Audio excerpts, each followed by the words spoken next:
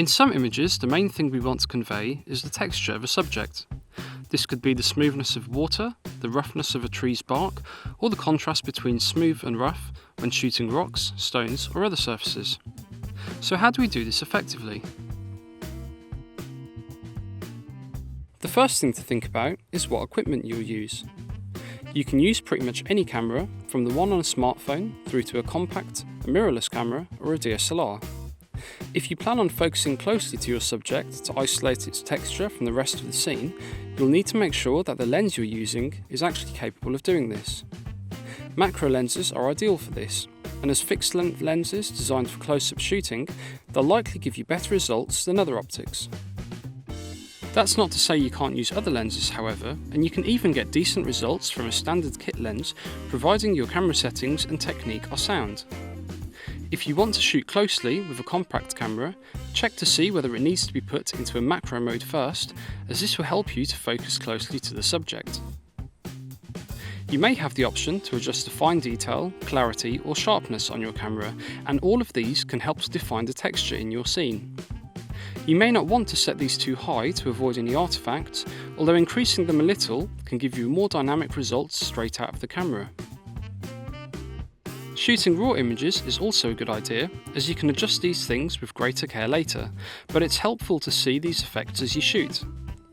Some scenes with little colour or one dominant colour may also work better in a high contrast black and white option.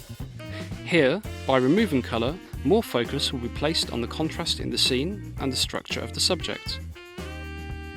Something else that's important to consider is the lighting. Many photographers will usually avoid harsh lighting, as the strong contrast created by this isn't always the most flattering kind for general photography, although this can be very effective at highlighting the texture of a subject. The aperture you use is also important, particularly when shooting close-up with a macro lens. Here, depth of field may be very narrow at wide apertures, and part of your subject may not be in focus because of this.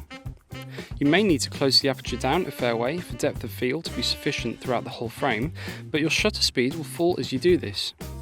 Using a tripod here will help to maintain sharpness.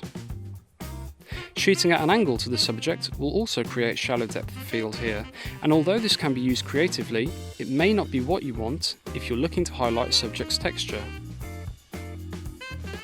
Image stabilisation systems are generally less effective when shooting close up as opposed to further away from the subject, and if you're using a camera with a high megapixel sensor, any slight blur is likely to show more easily too.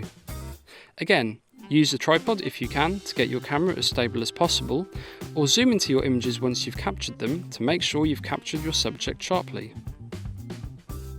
Subjects with linear details can highlight distortion from the lens, so if you're using a zoom lens, consider zooming in a little where distortion is likely to be less prominent than at the wide-angle setting. These kinds of scenes also easily show the angle at which your camera is positioned relative to the subject, so make sure you're as straight as possible to avoid this from happening. For more tips and advice, visit us on Twitter, Facebook or Google+, or check out wexphotographic.com/blog.